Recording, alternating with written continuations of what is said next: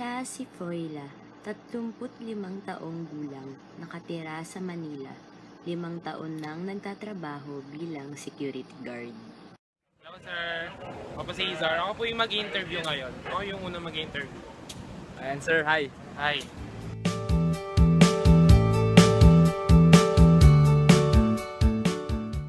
Gusto ko lang po sana na-interview po kayo tungkol po sa trabaho ko.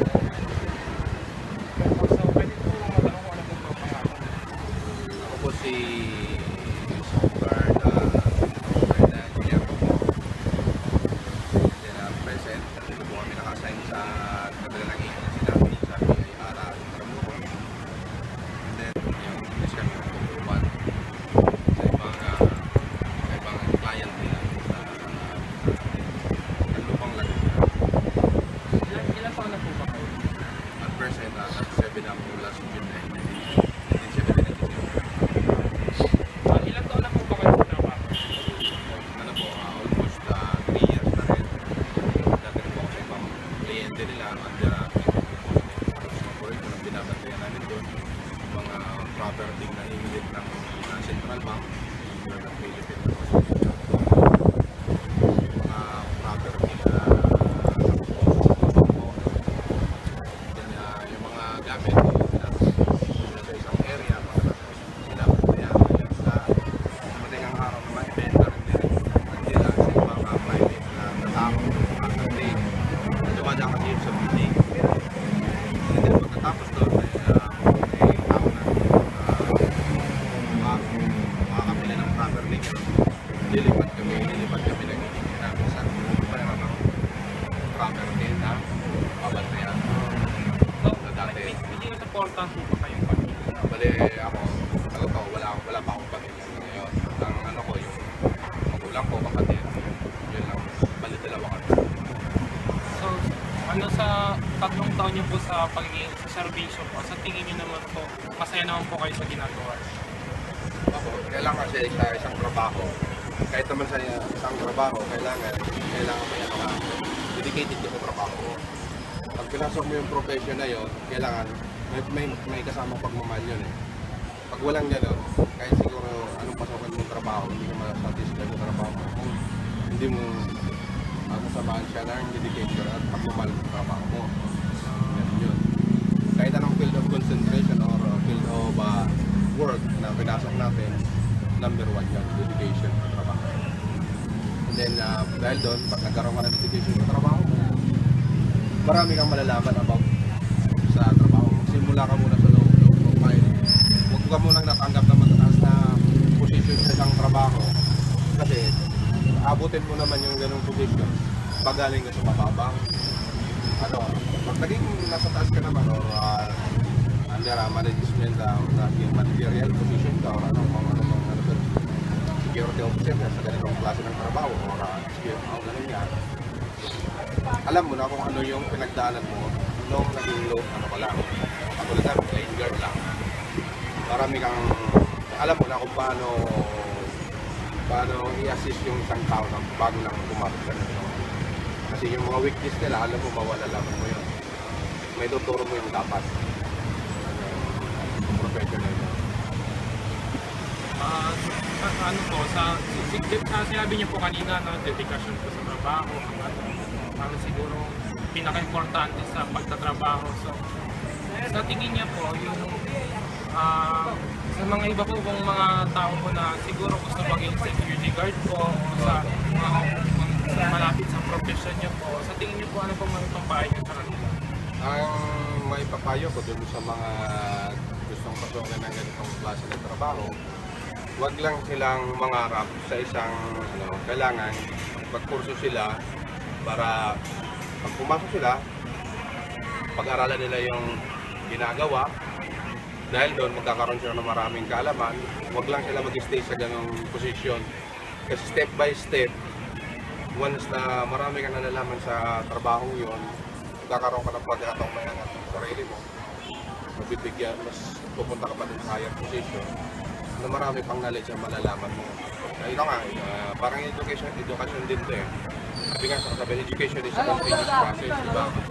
Aral ka ng aral, huwag na mag-resort sa pag-aaral kasi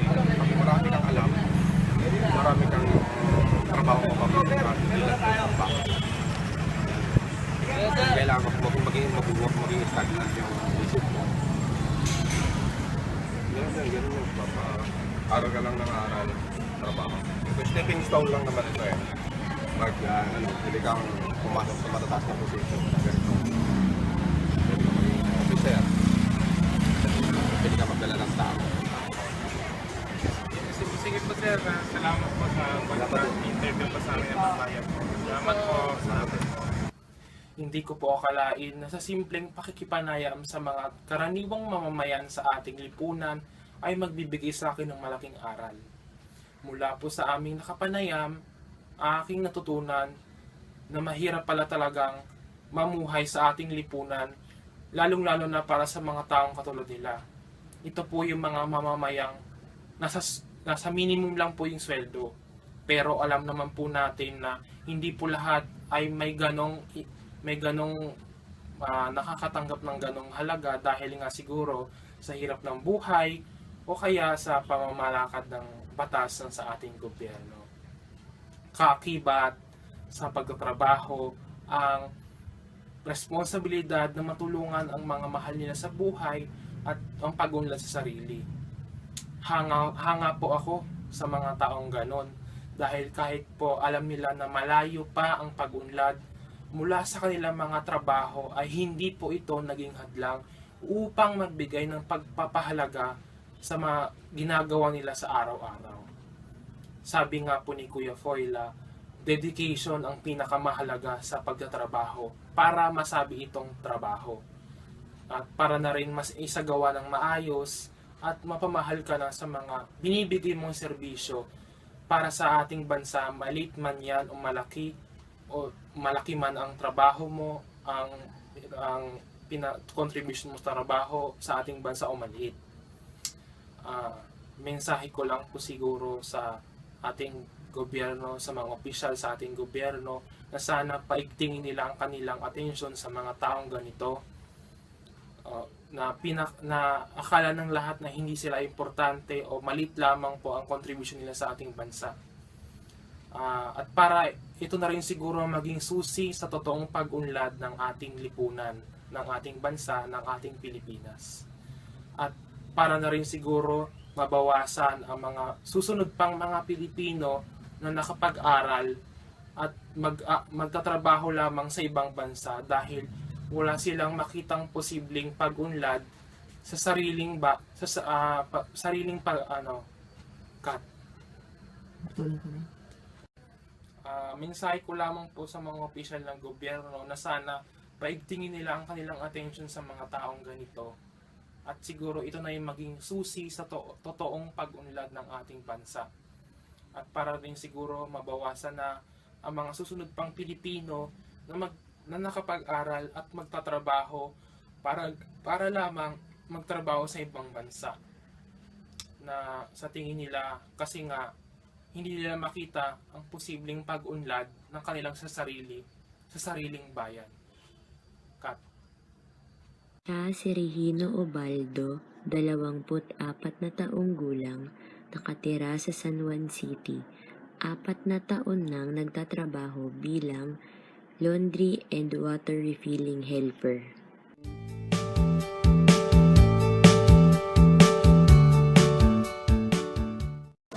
May tatanong lang po kami para po sa inyo. So, ano po bang pangalan niyo po? Regino Ubaldo, Ilang taon na po ba kayo? 24. Pwede niyo pong pakisabi kung ano pong klaseng trabaho niyo? Ano ako dito? Nagtatag, sa damit sa karabibig.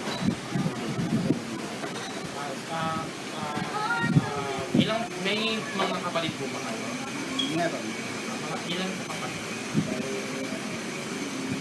Baya, 5 kami. Ang ilang po kayo? Gusto ako sa bahay. So, ano po, sino po ang sumusuporta po sa pamilya? Lahat po ba kayo? O pangalan? Wala, kasi yung nanay ko, hindi lang siya. Parang nagtatrabaho ako dito sa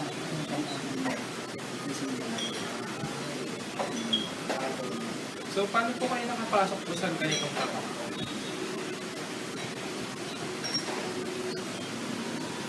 Yung kita ko tinulungan para makapasok ako dito.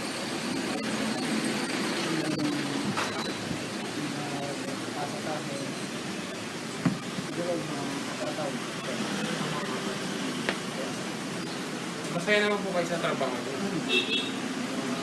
Sa tingin niyo po, anong mga parang benefits po na matatanggap niyo sa trabaho? Meron din siya, di ba? Saka yung mga hospital siya, parang tinagulungan ako. Sa tingin niyo, may natutunan naman po kayo sa mga ibang tao? Kasi yung trabaho ko kasi minsan meron akong ginagawa. Minsan meron akong nawawala, yung mga reklamo. Ay, sa karamihan po kasi dito yung mga parang customer yung mga estudyante. Mga estudyante, mga senior. Mga katulad pa namin. Ito. So parang malakas naman po ang kita dito. Tapos din. Sige po, salamat po sa oras po. Salamat po. Magandang araw po. Ako po si Ezarex Lamonjes ng kumukuha po ng kursong BS Psychology at kasalukuyan po mga sa Teo 5. Ang ASL po, yun po kasi yung pinagagawa sa amin ngayon. So, ang sabi sa amin ng aming guro sa ASL, kailangan namin mag-interview ng isang tao na manggagawa na hindi naman ganun kataas ang parang posisyon sa society, ganon, basta siya, regular worker. So nung nag-interview kami, katulad nung yung kuya sa isang gwardiya sa Intramuros na 26 na taon siya nasa serbisyo. Mula daw sa pananaw niya, mahirap ang trabaho dahil kasama ang kanyang buhay sa pagtatrabaho kasi security guard siya. Pero,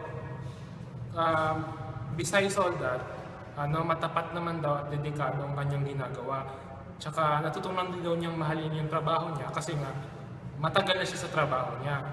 Sa paglipas daw ng panahon, kahit nakataya ang kanyang buhay sa trabaho, hindi niya inisip na magpalit ng trabaho dahil nga sa nakasanayan na din niya. Isa pang naka-interview namin, yung isang kuya po sa construction na nagtatrabaho na ang trabaho niya yung para lang sa makakain sa araw-araw. 3 taon na daw siya sa trabaho niya at masasabi niya talagang mahirap ang buhay dahil minsan daw wala silang pagkain ng kanilang pamilya at kung meron man silang pangkain, para lang yung pangtawid gutom at minsan hindi daw masarap ang pagkain. Kung may pagkain naman, para lang pantawid gutom. Hindi ko akalain sa simpleng ganitong pinagagawa ng ASL na pamumulat sa mga estudyante na kung ano yung totoong nangyayari sa pagtatrabaho sa labas ng eskwelahan. So, pinaano rin sa akin na hindi masusukat sa pinag-aralan o kalaki ng trabaho ang paghihirap at dedikasyon ng mga manggagawa sa ating bansa. At medyo dahil siguro may pagwawalang bahala ng gobyerno sa ganitong trabaho kaya sila nasa baba ng ating bansa. Siguro sa paminsan-minsan pagbati o kaya pag ano lang naman sa sa kanila sa trabaho nila, siguro hi kuya, ganon. Siguro yun yung magiging parang isang dahilan na siguro maisip na sa sarili nila na ay napapahalagahan ako, napapansin ng trabaho na ginagawa ko. Tsaka siguro kung gawin natin yun kahit man lang sa simple lang sa nagawain, kahit hindi ka naman estudyante, kahit sino ka, kung magbabati ka sa kanya o mag-ano ka sa kanya na kung ano ang ginagawa niya, siguro mararamdaman niya na importante yung trabaho na ginagawa niya, tsaka lalo niya pang gagaling ng trabaho niya. Siya si Jason Aglinaw, 24 na taong gulang, nakatira sa Intramuros, 1 taon nang nagtatrabaho bilang parking attendant. Sir, ito po yung second interview namin. Hi sir, ako po mag-interview. Okay.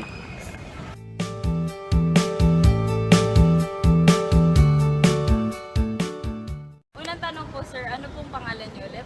Jason Aguilera. Sir Jason Aguinao. Ilang taon na po? 24. 24. Sa serbisyo pong pagiging parking attendant po. Ilang taon na po kayo doon? 1 year. May pamilya na po kayo? Meron. Tapos saan po kayo nakatira? Kasama po pamilya?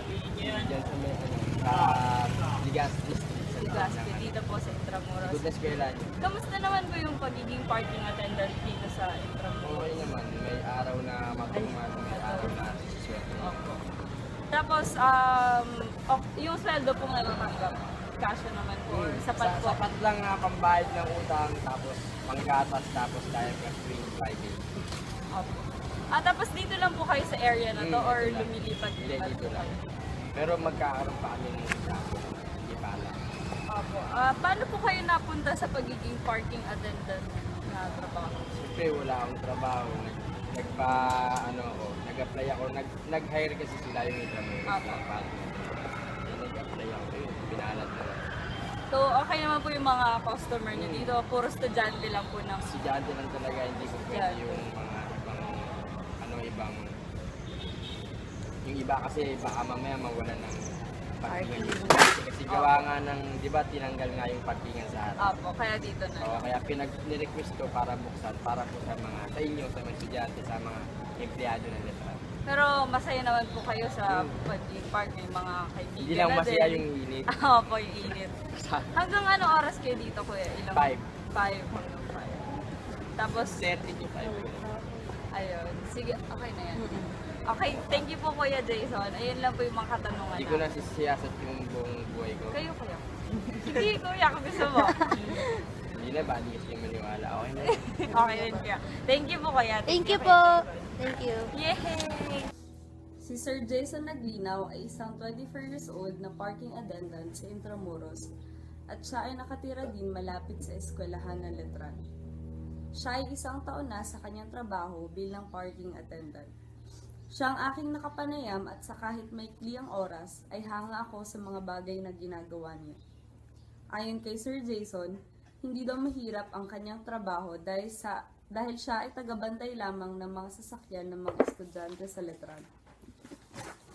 Init ng araw at mga taong tumatakas sa kanya ang tanging kalaban niya sa trabaho. Siya ay may pamilya na at ayon din sa kanya, sapat naman daw ang kanyang kinikita para sustentuhan ng mga pangangailangan ng kanyang pamilya, ngunit humihiling pa rin siya na makaranas pa ng mas maayos na trabaho. Bago pa lamang maganap ang aming panayam, nakikita ko na madalas si Sir Jason sa tapat ng aming dormitoryo. Suki niya ang ilan sa mga kaibigan ko at nakakatuwang maalaala ang kwento ng aking kaibigan. Si Sir Jason daw ang nagturo kung paano ang tamang pagpapark at kung paano alagaan ang kanyang sasakyan. Si Sir Jason din ay mga 3 beses ko na nakita sa McDonald's malapit sa may Letran, na kasama niyang kumain ng kanyang pamilya, na sa maliit na kanyang kita ay nagagawa pa rin niyang bigyan ng luho ang kanyang pamilya. Nakakatuwang tignan na pinagkalooban siya ng mabuting pamilya at magandang trabaho. Hindi lamang si Sir Jason ang may kwentong kahanga-hanga. Lahat ng aming nakapanayam ay kahanga-hanga dahil sa determinasyon at tiyaga na kanilang ipinapakita upang magpursigi na magtrabaho. Hindi sa laki o liit ng sweldo ang pagtatrabaho, ngunit sa ngalan ng pagmamahal, dedikasyon at sakripisyo para sa mga taong mahal. Siya si SJ Marlo Rillion, 50 taong gulang, nakatira sa Taguig City, 27 taon nang nagtatrabaho bilang security guard.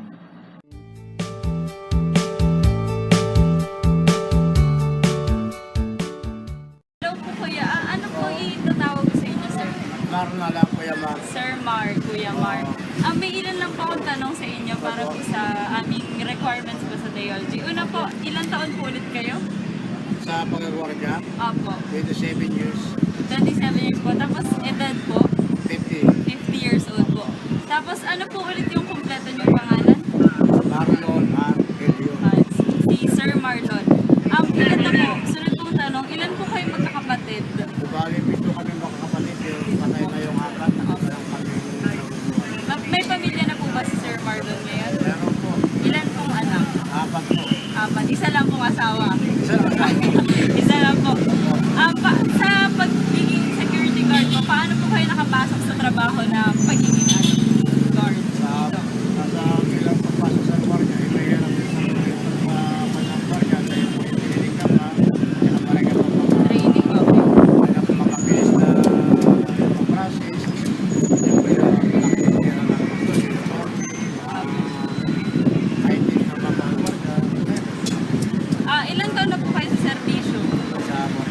7 years po.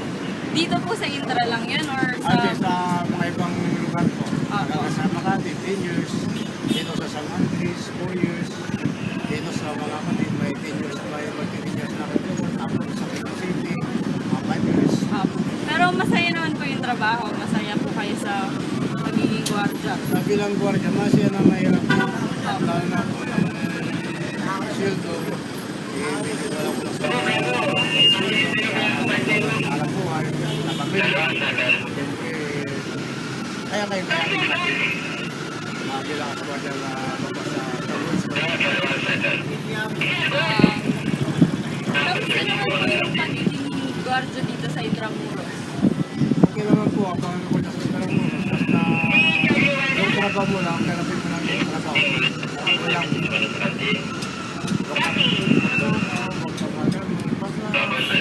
Alis.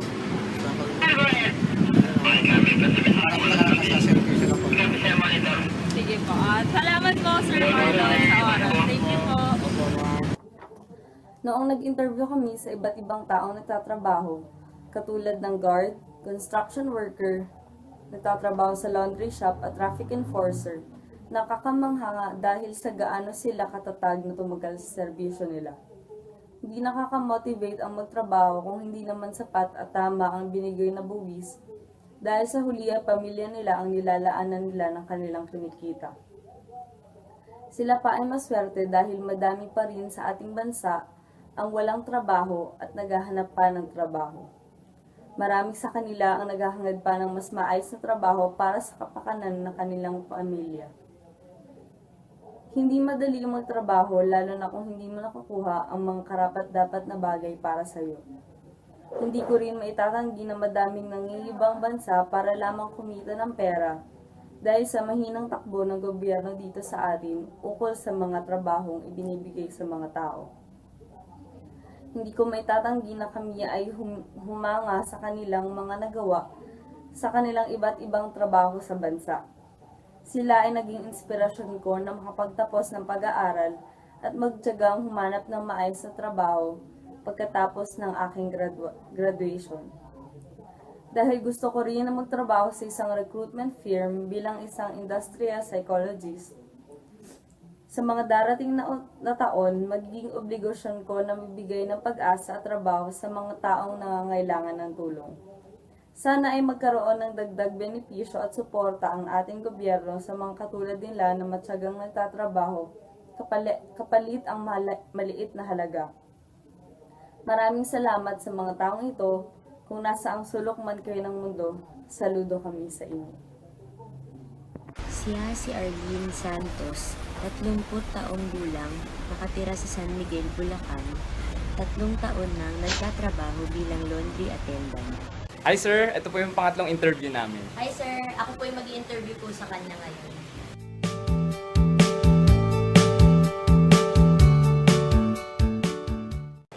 Ano pong pangalan niyo po at ma'am? Arlene Santos, Ilan taon na po kayo? 33, 23. Ilan taon na po kayo sa trabaho niyo po? 3 years. May kapatid po ba kayo? Oo, kaya nasa San Miguel. Sila pa rin po ba yung mga sinusustentuhan niyo po? Hindi, may pamilya na kasi ako. Ilan po ang anak niyo? 2. Dalawa po anak niya. Ano po, bata pa po ba? Nag-aaral pa rin. Nag-aaral. Kayo po ang nagsusustento. Oo. Saan po siya? San Miguel. Paano po kayo nakapasok po sa trabaho po ngayon? Ano, yung kasing asawa ko, kita niya may-ari nito. Kaya, pasok kami. Kontento naman po kayo dito sa trabaho niyo. Okay naman siya. Dali naman Sapat siya. naman po yung kinikita niyo para po sa mga anak niyo. Oo, okay naman. Tapos yun, ano pa po yung mga gusto niyo po pong gawin? Siguro kung merong ibang trabaho, try ko naman. Gusto ko naman iba naman para mag-try na may iba. Okay.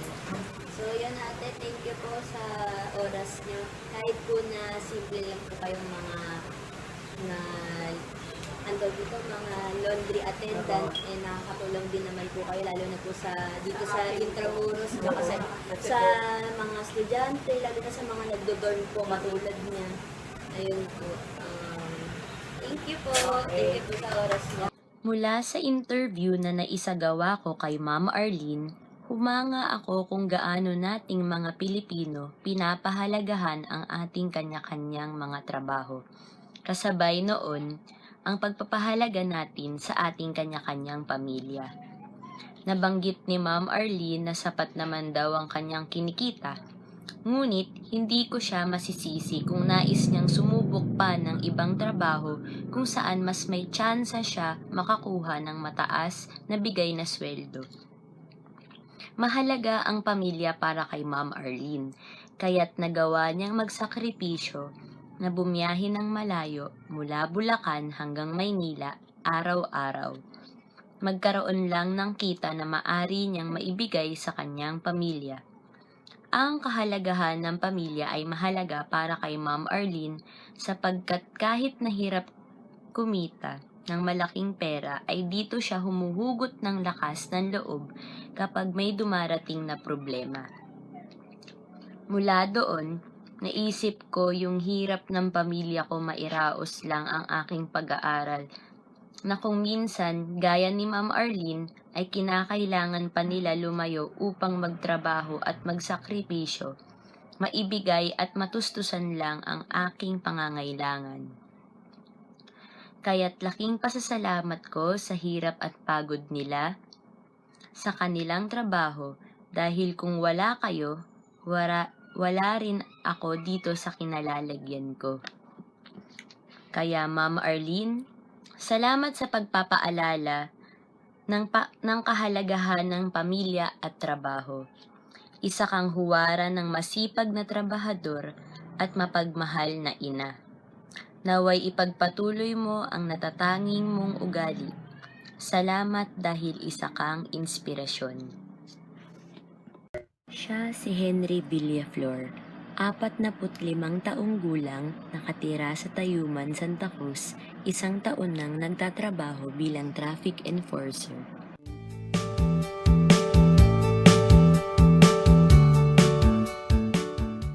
Nag-interview lang po kami about dito sa ating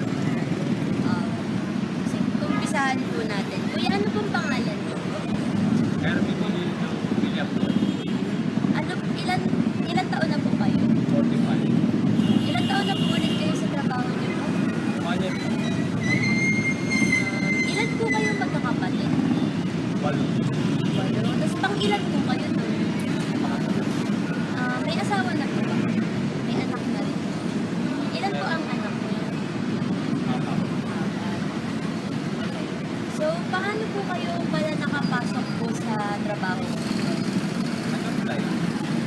Hanggang sa tawag.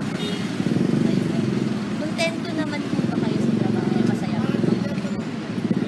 Sapat naman, okay naman po yung nakukuha niyo po. Tapos ano pa po ba yung mga gusto niyo pong gawin? Opo. Okay na ako. Pero, Magka-uwi, uwi na. pero ano naman po, okay naman po yung kinikita niyo para sa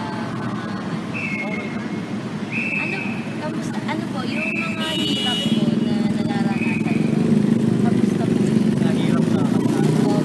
Ano po yung mga usually na mahirap? Nakaaway namin driver.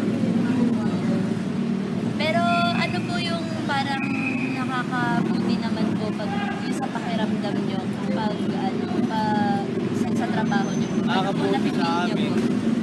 Basta nalutasan namin traffic. Nangyari traffic. Biglang tumakbo. Saya naman. Kuya, salamat po kasi kung hindi naman din po sa inyo, kung hindi po wala naman po mga traffic enforcer, at malamang, lalo na minsan mga walang disiplina talaga, no? Kaya, kung wala po kayo, di rin po malulutas yung traffic. Kaya maraming salamat po, kuya, pati po sa oras niyo. Thank you po. Noong kita ko kay Sir Villaflor, napansin ko kagad kung gaano niya ginagampanan ng tapat ang kanyang trabaho. Kitang-kita ko na sa kabila ng init at pagod, ay lubos niya itong nilalabanan upang gawing maayos at malinis ang kanyang trabaho. Kaya't agad nitong napukaw ang aking atensyon. Nilapitan ko siya upang isagawa ang interview ukol sa kanyang trabaho. Nabanggit niya na mayroon siyang 4 na anak na binubuhay at sinusustentuhan. Sinabi niya na sapat naman daw ang kanyang kinikita.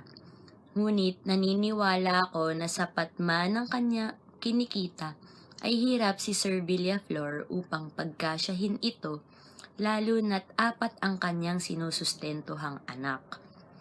Nakakalungkot isipin na hindi ito masyado binibigyang pansin ng gobyerno. Ngunit sa kabila ng lahat, ikinakatuwa ko kung gaano kadedikado si Sir Villaflor sa kanyang trabaho. Hindi na baling pagod siya sa kanyang trabaho, ang mahalaga para sa kanya ay naayos niya ang buhay trapiko at nakakatulong siya sa ibang tao. Si Sir Villaflor ay isang tunay na huwara ng isang matyaga at masipag na Pilipino. Nais ko siyang gawing inspirasyon kapag dumating ang araw na ako'y nagtatrabaho na. Hinding-hindi ko malilimutan si Sir Villaflor kasi nang dahil sa kanya, naaalala ko rin ang aking ama na naglakas ng loob ng ibang bansa, masustentuhan lang ang aming mga pangangailangan. Kaya Sir Villaflor, lubos po akong humahanga sa inyo, ipinagmamalaki kita. Si Ronel Argal, 33 taong gulang, nakatira sa Cavite, 8 taon nang nagtatrabaho bilang lineman. Hi sir, ako po yung mag-i-interview po ngayon.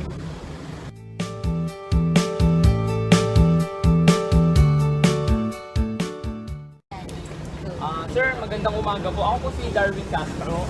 Dito po kami po sa interview po para sa trabaho.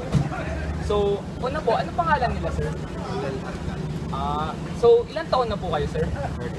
33. So, meron po, may mga kapatid po ba kayo? Ilan po kayo sir?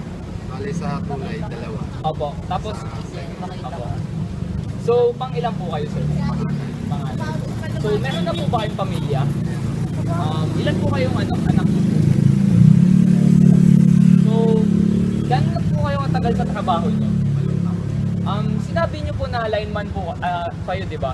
So, paano po kayo sir nakapasok po? Bali, kinuha lang kami ng subcontractor. Tapos, diretso na po kayo dito sa trabaho. So, kontento naman po kayo sa trabaho niyo? Bakit po? Maliit ang sweldo. Maliit po yung sweldo. So, sabi po na maliit na sweldo, may mga hindi po ba kayo na gagastosan dahil po dito? Meron naman din. Pag sarili, pero pag sa pamilya po, medyo nagkukulang po talaga. Saan po kayo sir nagkukulang po? tulad ng bawa gusto mong maggala, Opo sir. yung mga financial. Opo. So, dun nga po na ano po ba yung gusto nyong gawin pag hindi po kayo nagtatrabaho? Siyempre, banding ng pamilya. Banding po, lagi po talagang kasama po yung pamilya, no? So, sir, sinabi nyo po kanina, syempre na, sapat lang po pangkain, ganun lang po pang-aral. Na minsan gusto nyo din po ipasyal yung yun po sir, yun lang po yung tatanong namin sir. Maraming salamat po. Syempre, lineman po, na-appreciate po namin yung trabaho niyo. Sir, salamat po ulit. Thank Thank you, sir! Thank you po. Maraming salamat. Para sa aking reflection, enlightening and eye-opener yung activity na ginawa namin dahil mas maintindihan mo kung ano nga ba yung kalagayan ng isang normal na Pilipinong manggagawa na makikita mo sa araw-araw dito sa ating paligid. Marahil marami sa atin ang nakakain ng sobra sa isang araw o di kaya nakakatikim ng luho sa buhay. Pero dahil dito sa activity na to na ginagawa sa amin mula sa theology, mas namulat yung aking kaisipan sa realidad na nangyayari sa ating buhay. Na dahil dito, may mga tao talagang nagtatrabaho na sobra-sobra tapos kulang pa yung kanilang kinikita, tapos kakarampot pa yung sinusweldo nila sa araw-araw. Marahil marami sa atin, professional yung trabaho na kung saan kumikita ng sobra at nakakatikim talaga ng luho sa buhay. At dahil dito, namulat yung, hindi lang ako, pati yung aking mga kagrupo sa mga, kung ano nga ba yung nangyayari sa ating paligid, na kung saan yung ordinaryong manggagawang Pilipino, kulang talaga yung kinikita nila, hindi lang para sa sarili nila, dahil meron din silang sinusustento ang pamilya. Na hindi lang drugs yung gaganap dito, pero marahil yung isang laganap din na problema ay yung kahirapan sa mundo, na di lang dito sa Pilipinas, di lang dito sa Maynila, pero nangyayari talaga sa marami. Tapos dito, sinabi nga din, di ba, nung interview ko na si Kuyang lineman, na matagal na siya sa trabaho niya. Tapos yung kinikita niya para dito ay hindi talaga sapat. Dahil minsan may gusto siyang bilhin para sa kanyang pamilya, sa mga kaanak niya o kaya sa mga anak niya, na hindi niya talaga nabibili dahil kulang na kulang yung kinikita niya sa araw-araw. Na kung meron daw siya sanang sobrang oras na may galaman lang o kaya marahil maibili yung gusto nila, hindi niya pa magawa dahil kulang nga yung sinesweldo niya. Dahil dito, napagtanto ko na dapat talagang masolusyonan yung problema sa kahirapan. At hindi lang yon, dahil dito naisip ko na dapat din talaga tayong makontento sa kung ano tayo, dahil maraming Pilipino sa ngayon sa ating paligid kulang talaga ang kinikita. Na dapat talaga bilang isang estudyante, natutunan ko talaga na dapat talaga tayong magseryoso sa pag-aaral. Hindi dahil upang hindi tayo matulad dito, dahil upang makatulong pa tayo sa kapwa natin Pilipino. At higit sa lahat, na may mga tao talaga naghihirap na dapat nating tulungan. At hindi lang dahil dito dahil sa interview na to, namulat ako na may magagawa tayong hakbang laban sa kahirapan. Siya si Eugene, 30 taong gulang, nakatira sa Quezon City. 3 taon nang nagtatrabaho bilang construction worker.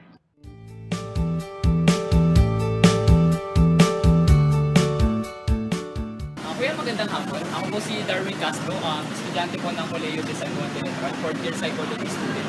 So, interview na po nito ang ginagawa namin para sa Theology. So, ano po pangalan niyo po? Kuya? Eugene. So, ako nga po pala si Carlos. Ayun. So, Sir Eugene, ano po lang po ano po tayo yung trabaho niyo?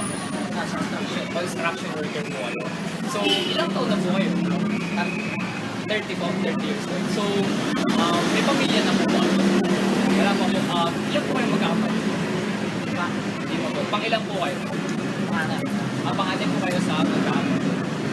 So, ano po, tawag dito sa trabaho niyo naman po. Kuya, paano po kayo nakapasok din sa construction? Hindi mo kasakit. Nasa mga kasamahan ko lang din.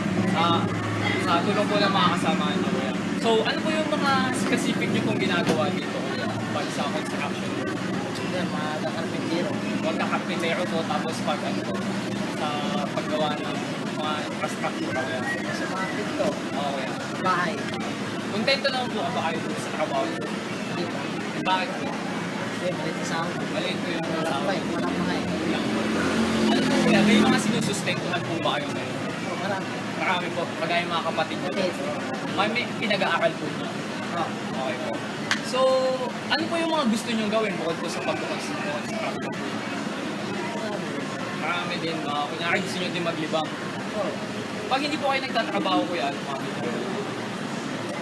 Wala, sa bahay lang. Tulad ng TV. Kuya, di ba nasabi niyo din pala kanina na kulang talaga yung sinasabi. So, bakit po mababa po ba talaga? Arawan po ba yung sahod?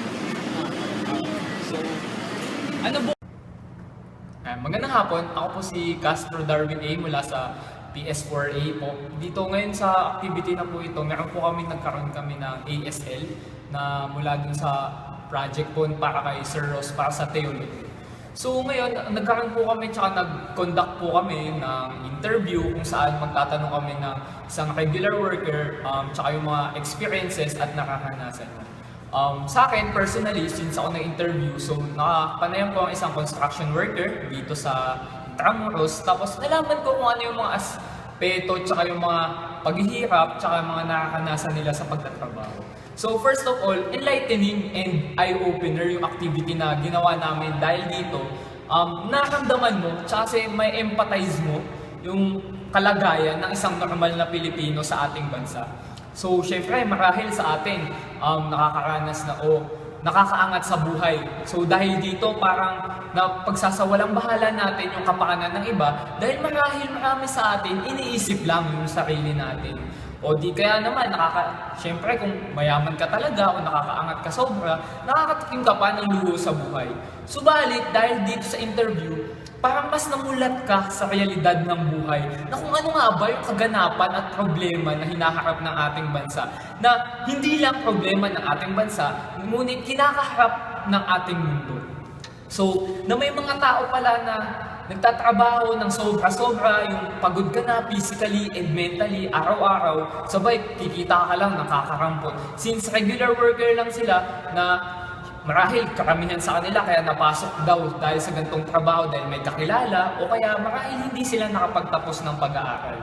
Dun sa naka-interview ko kay sir, sabi niya na mahirap magtrabaho araw-araw sabay minsan kulang pa. Kasi sinabi niya dito sa construction na physical yung paggawa nila o pagtatrabaho. So ano nangyayari, pagod ka talaga na kikita ka ng ganito tapos pagod ka. Parang minsan gusto na nga daw niya magpahinga pero hindi niya kaya dahil sa tawag dito na meron pa siyang kailangan na pakainin na yung kapatid niya na kailangan pang kumain. Na minsan may gusto daw siyang bilhin, ngunit di siya makabili sapagkat sa kakulangan sa kinikita. So dahil dito napagtanto ko na dapat tayo makontento. Siyempre unang-una sa lahat na so kung ano ba ang meron tayo na siyempre bilang ako ngayon, bilang estudyante, pwede kong masabi na kailangan ko talagang magseryoso sa pag-aaral. Siyempre, para makakuha ng magandang trabaho, hindi tayo maloko sa araw-araw. At higit sa lahat, pinakahuli, na may mga tao na naghihirap na dapat nating tulungan na hindi natin dapat kapakanan lang natin ang iniisip natin na meron tayong magagawa hakbang laban sa kahirapan. At ang simpleng pagsabi lang o pag-appreciate sa kanyang natutulong sa ating society ay malaking tulong. Siya si Arnesita Lagasan. 45 taong gulang, nakatira sa Manila, 2 taon nang nagtatrabaho bilang nail technician.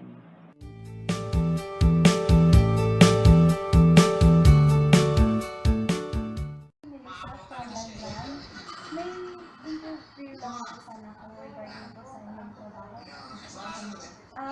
Ano ang pangalan mo?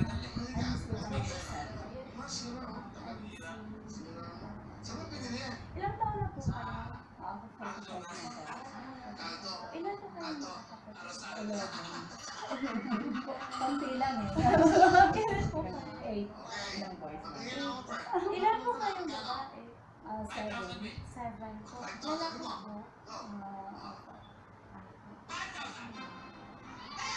Meron po ba kayong pamilya? Po. May mga anak na po? Ilan po? 5. Ilan po babae na? 3 po, tapos 2 po. Sa trabaho niyo po dito, bilang para manunulista po, paano po kayo makapasok ng passenger na apply naman? Apply po. Paano niyo po lang nakita yung trabaho po? Eh kasi dati po kayo yung ngayon, nakikita na rin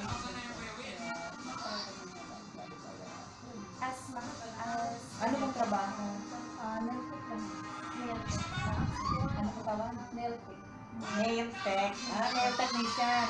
Nail technician. Sa nakikita niyo po ma'am, kasi lang po kayo sa tatanggap niyo po. Eh kung tutuusin talaga po na. Opo. Pero pakakasyahin na lang. Kasi yun lang ang income mo eh. So, kailangan ko din mag-extra. Ano talaga? Bukod po dito mo sa pagiging nail tech po, ano po po gusto mo magtanggap?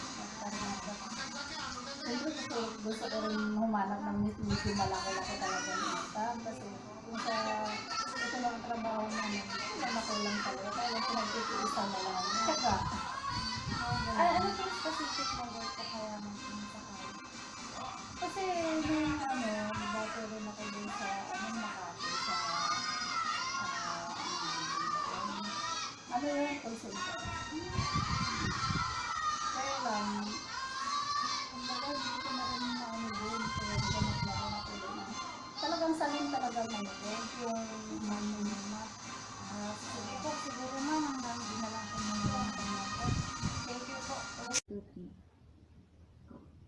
3. Ang Intramuros Manila ay isang lugar na puno ng kasaysayan. Sa kasalukuyan, pinangangalagaan ito ng Intramuros Administration. Nakapaloob sa Intramuros ang iba't ibang academic institution katulad ng Colegio de San Juan de Letran at ahensya ng gobyerno katulad ng Pag-ibig at Department of Labor and Employment o DOLE. Meron ding bangko at ilang malaking kumpanya. Bukod dito, meron ding maliliit na negosyo katulad ng salon. Dahil sa mga kumpanyang ito, maraming manggagawa sa iba't ibang level ang makikita sa loob ng Intramuros. Mula sa manggagawang ito, nagkaroon ako ng pagkakataon na makapanayam si Ginang Arnisita Lagasan. Si Ginang Lagasan ay isang manggagawa sa Apia Salon na matatagpuan sa Beato Street, Intramuros, Manila. Siya ay nagtatrabaho bilang isang nail technician. Siya ay nasa edad 45, pamilyado at nabiyayaan ng 5 anak. Sa pagkakataong nakapanayam ko si Ginang Lagasan, batid ko ang hirap ng buhay, lalo na sa pagtatrabaho. Matapos ang aming pag-uusap, lalo kong naunawaan ang halaga ng paghahanap buhay ng bawat tao. Ito ay para makaahon sa kahirapan at makasurvive sa araw-araw. Sa kinikita ni Ginang Lagasan, batid niyang hindi ito sapat, ngunit pilit niyang pinagkakasya para lang sa kanyang mga anak. Katulad ni Ginang Lagasan, sa personal kong buhay, ang aking solo parent, ang aking ina, ay pursige ding naghahanap buhay upang maiahon kami magkakapatid sa araw-araw.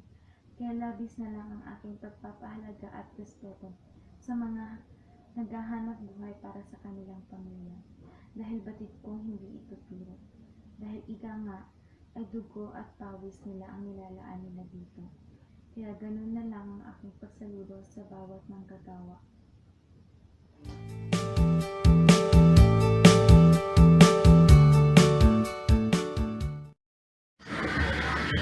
Hi, sir. Ano po pangalan? Yusef. Kuya. Ilan taon na po ako? 28. May pamilya na po ba kayo? Wala pa. So, paano po kayo nakapasok sa trabaho? Ginawa po ako ng tita ko rito kasi wala po silang trabante. So, ulit bumalik na trabante na ngayon. So, ano po yung work nyo ngayon? Organize po, tapos naggagawa po ng bike. Ayos ng sirang bike. So, saan po kayo nakatara? Sa tita ko po sa taas. Okay. Ilan taon pa po kayo nagtatrabaho sa atin? Bali, 4 na po ng taon. Contented na po ba kayo sa trabaho nyo? Oo naman, takto naman. Sapat naman po ba yung nangyayari nyo sa araw? Minsan po, wala kami isang sakto. Okay na sa akin. Alam mo po pag-uwi ka alis nyo ba? Gusto sana may mekaaniko ng sasakyan. Saka makapagod lang sa akin.